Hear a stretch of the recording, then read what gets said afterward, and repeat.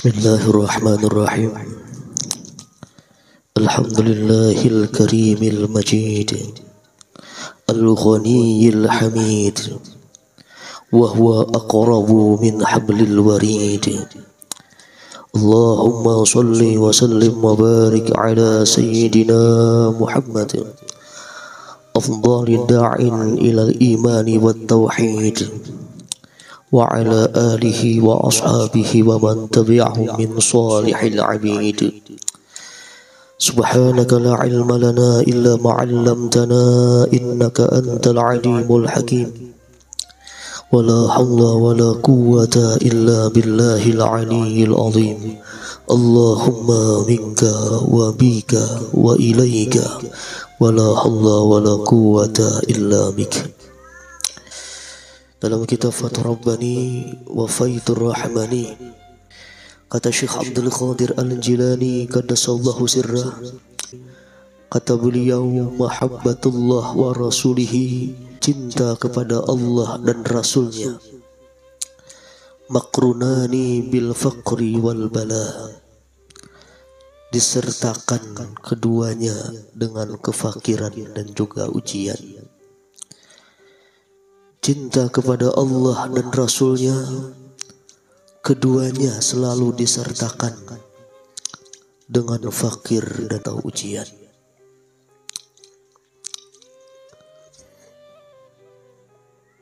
Mahabbatullah wa rasulihi makrunani bil faqri wal bala. Cinta Allah, cinta kepada Allah dan Rasulnya itu selalu disertakan dengan kefakiran dan juga ujian. Petua hikmah beliau ini mungkin akan kita bahas insyaallah dalam 2 kali pertemuan.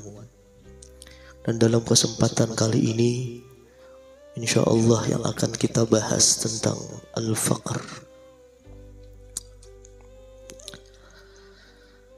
Hadirin wal hadirat rahimakumullah. Cinta kepada Allah dan cinta kepada Rasulnya, keduanya itu selalu disertakan dengan fakir dan juga bala. Sebelum beliau mengucapkan petua hikmah ini, dalam kitab Fathur Rabbani wa Faidur Rahmani, beliau mengutip sebuah hadis daripada Rasulullah sallallahu alaihi wasallam, bahwa ja'a rajulun ilan Nabi sallallahu alaihi wasallam, datang seorang laki-laki kepada Rasulullah sallallahu alaihi wasallam. Laki-laki tersebut berkata, "Ya Rasulullah, inni uhibbuk." Laki-laki tadi berkata, "Qala inni uhibbuk." Laki-laki tadi berkata, "Ya Rasulullah, sesungguhnya aku mencintai engkau." Ketika datang seorang laki-laki dengan pengakuan cinta kepada Rasulullah, Rasulullah memberikan sebuah jawaban. Apa kata Rasulullah? Ista'idda. Ista'idda bil faqri jilbaban. Ketika seorang laki-laki mengaku cinta kepada Rasulullah, inni uhibbuk, sesungguhnya aku mencintai engkau. Sesungguhnya aku mencintai engkau ya Rasulullah. Apa dijawab beliau? Faqala ista'idda bil faqri jilbaban. Persiapkanlah dengan kefakiran sebagai jilbab. Ista'idda, persiapkan, fi'il amar dari ista'adda yasta'iddu. Ista'idda, persiapkanlah oleh kalian, persiapkanlah olehmu dengan kefakiran sebagai jilbab, jilbaban. Wa ja'a rajulun akhar ila Rasulillah sallallahu alaihi wasallam. Tiba-tiba datang lagi seorang laki-laki yang lain dan dia berkata, "Ya Rasulullah," dia berkata, "Inni uhibbullah azza wa jalla." Laki-laki yang kedua datang kepada Rasulullah dan dia berkata, "Wahai Rasulullah, Sesungguhnya aku mencintai Allah Azza wa Jalla. Laki-laki pertama mengaku cinta dengan Rasulullah. Laki-laki kedua mengaku cinta dengan Allah. Apa jawab Rasulullah ketika ada laki-laki mengaku cinta kepada Allah? Jawaban yang kedua kata Rasulullah, ittakhiz bil bala'i jilbaban.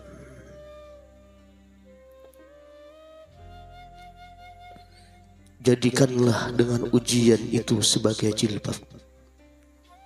Ittakhiz bil bala' jilbab. Ketika laki-laki datang mengaku cinta kepada Rasulullah, Rasulullah menyuruh mempersiapkan dengan kefakiran. Dan ketika datang laki-laki yang lain mengaku cinta kepada Allah, Rasulullah mengatakan, ittakhidh, jadikanlah bil bala'i jilbab, dengan bala itu jilbab, dengan ujian itu jilbab. Tapi yang perlu difahami, jilbab di sini bukan jilbab bahasa kita. Bukan jilbab bahasa Indonesia. Kalau kita mengatakan jilbab kan maknanya adalah kerudung. Tapi kalau jilbab dalam hadis Nabi, bahkan di Quran pun ada kata-kata jilbab.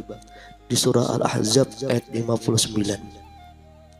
Al-Ahzab ayat 59. Yudnina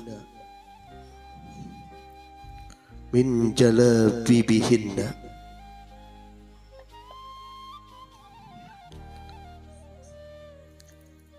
Jadi makna jilbab secara hadis dan Al-Quran beda maknanya dengan jilbab bahasa Indonesia. Jilbab di sini menurut Ibnu Abbas dan Ibnu Mas'ud, makna jilbab itu adalah ar-rida, selendang.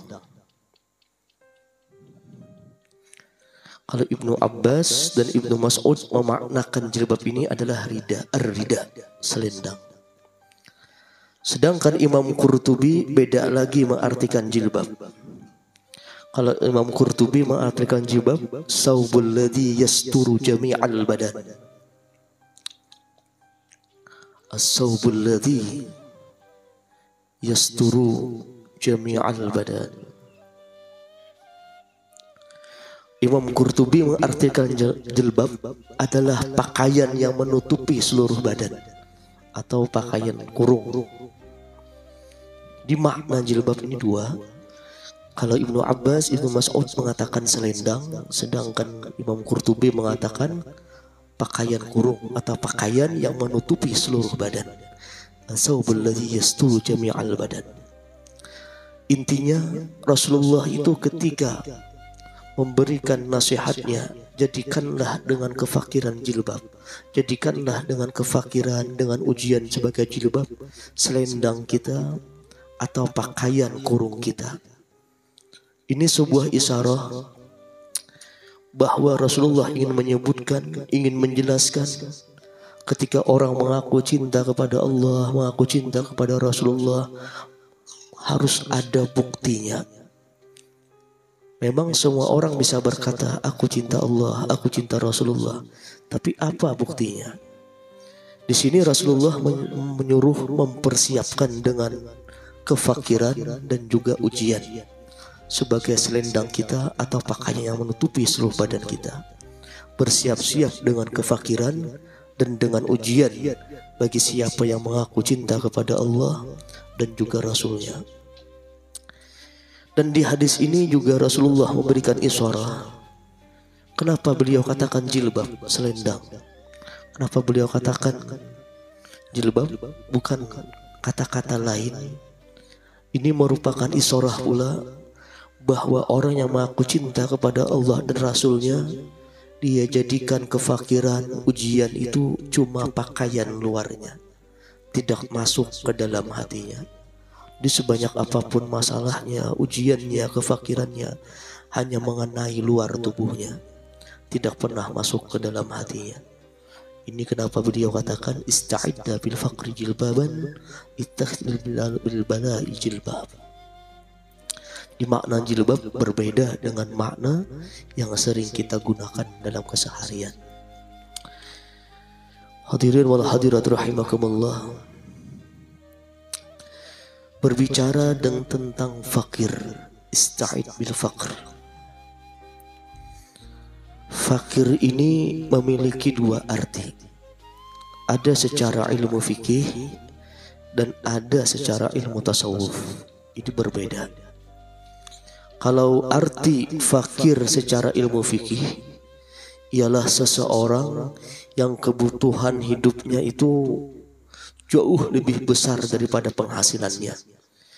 Kalau kita punya kebutuhan hidup jauh lebih besar daripada hasil penghasilan kita, itu namanya fakir.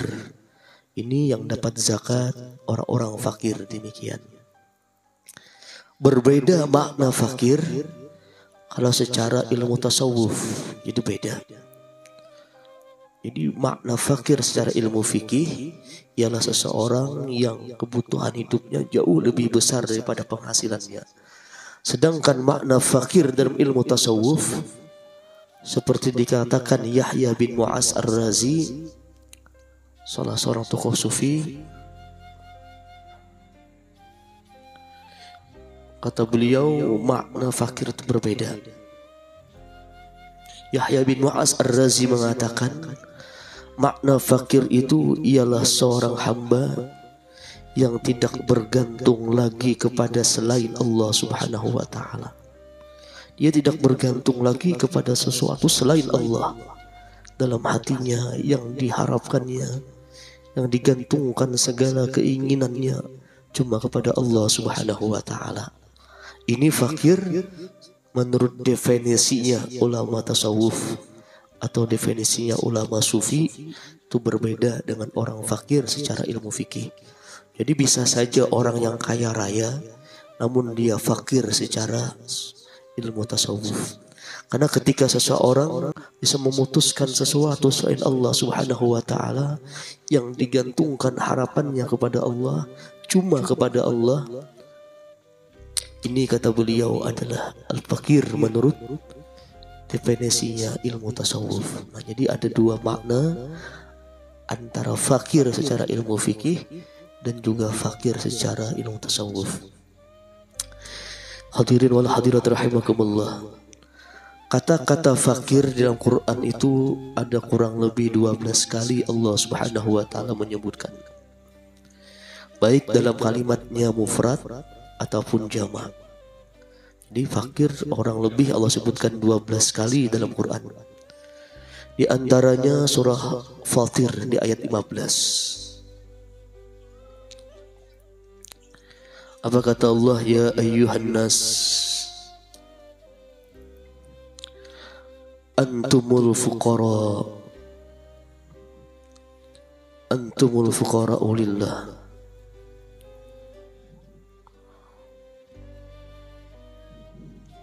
wallahu huwal ghaniyyul hamid.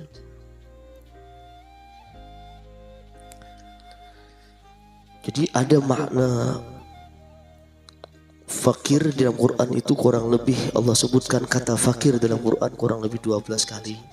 Di antaranya surah Fatir ayat 15, kata Tuhan ya ayyuhan nas antumul fuqara'u ilallah.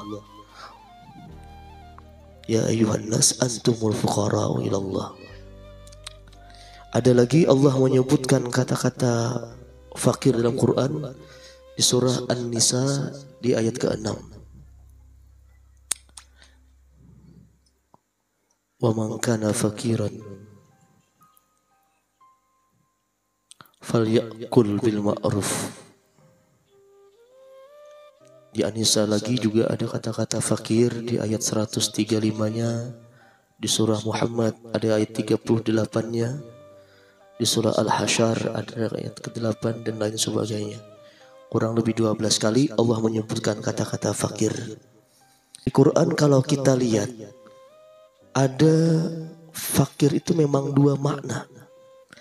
Kalau fakir di surah Fatir, wahai manusia antumul fuqara, kalian itu adalah fakir ilallah. Kalau menurut surah Fatir ayat 15, makna fakir di sini, fakir definisinya ulama tasawuf. Wahai manusia, kalian semua fakir kepada Allah. Kan semua membutuhkan, mengharapkan sesuatu hanya kepada Allah. Kalian semua fakir kepada Allah. Sedangkan definisi surah An-Nisa ayat ke-6, "Man kana fakiran falyakul bil ma'ruf." Fakir di sini makna definisinya ulama fikih. Nah, jadi Quran pun memberikan makna fakir juga ada dua. Ada secara fikih, ada secara tasawuf. Ini makna fakir. Perlu dipahami, fakir bukan sekedar definisinya ulama fikih, namun dalam ilmu tasawuf pun ada juga makna fakir. Hadirin wal hadirat rahimakumullah. Fakir ini adalah sebuah maqam yang sangat luar biasa di mata Allah Subhanahu wa taala. Kenapa bisa dikatakan demikian? Karena tidak mudah seseorang itu berada di makam fakir secara tasawuf. Mungkin kalau secara fikih mudah, orang jadi fakir secara fikih itu mudah. Tapi kalau orang menjadi fakir secara tasawuf itu sangat sulit. Perlu riyadhah yang luar biasa. Di sebelum seseorang mendapatkan makam fakir, kebiasaannya seseorang itu harus wara.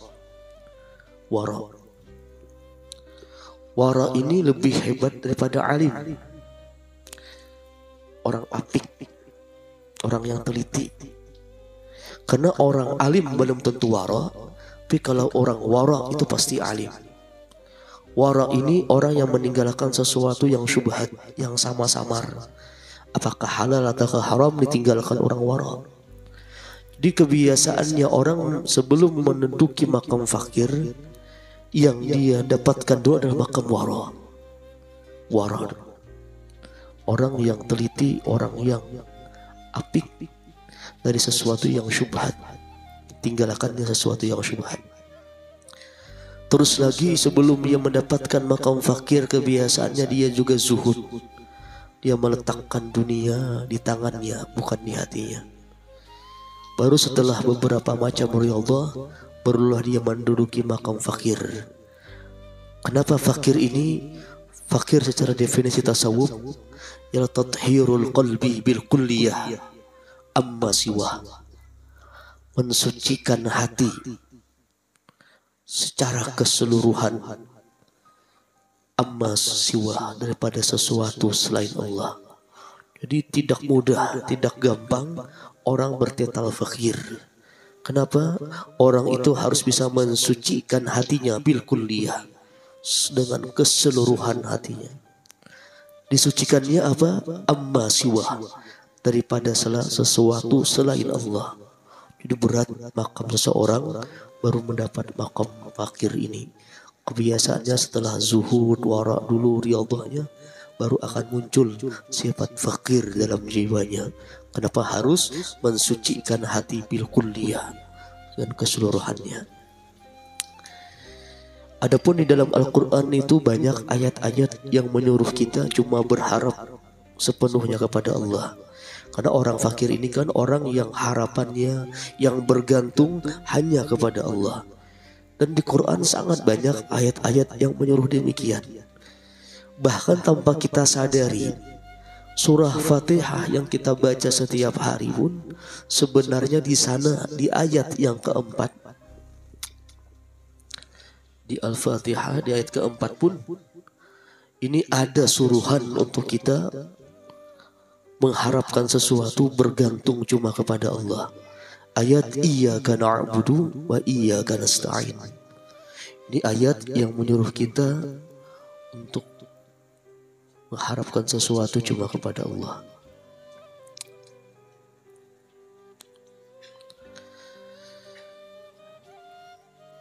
Dalam tata bahasa Arab, iyyaka na'budu wa iyyaka nasta'in, didahulukan kata iyyaka, itu maknanya untuk membatasi. Maksudnya apa? Terbatas hanya kepada Allah. Iyyaka na'budu, hanya kepada Engkau kami menyembah, hanya kepada Engkau kami minta pertolongan. Dan diulangi kata iyyaka 2 kali, itu memperkuat bahwa hanya kepada Allah, hanya kepada Dia kita untuk menyembah dan juga minta pertolongan. Ada lagi maknanya, kenapa dikatakan iyyaka na'budu? Seolah-olah kita itu seakan-akan berada di hadapan Allah. Iyyaka na'budu, berada di hadapan Allah. Ubudullah ka'annaka tarah. Sembahlah Allah seolah engkau melihatnya. Jadi dalam kalimat ini ada makna seolah-olah kita sedang berhadapan dengan Allah Subhanahu wa taala, saling berkomunikasi dengan Allah. Kenapa didahulukan iyyaka na'budu, iyyaka nasta'in? Dan tiga macam ini kalau diresapi, dipahami dengan benar, maka akan muncullah ladzatul ibadah atau lezatnya ibadah. Pahami bahwa maknanya adalah pembatas bahwa hanya kepada Allah kita menyembah, hanya kepada Allah kita minta pertolongan. Dan maknanya juga memperkuat bahwa kita hanya iyyaka diulang 2 kali untuk memperkuat atau taukid. Dan sedangkan yang makna yang ketiga kita disuruh seolah-olah seakan-akan kita berada di hadapan Allah. Ka'annaka tarah, seolah-olah engkau melihat Allah. Wa illam takun tarah fa innahu yarak, jika engkau tidak melihat Allah, Allah yang melihat engkau. Ini maknanya al-ihsan. Ada Islam, ada iman, ada ihsan. Ini ihsan demikian, kita menyembah Allah seolah-olah kita melihatnya, dan jika kita tidak melihatnya, Allah melihat kita. Ketiga makna ini kata ulama sufi kalau kita resapi baik-baik akan kita mendapatkan ladzatul ibadah atau lezatnya ibadah. Hadirin wal hadirat rahimakumullah. Mungkin yang jadi pertanyaan, bagaimana agar kita bisa fakir atau kita bisa benar-benar hanya bergantung kepada Allah Subhanahu wa taala.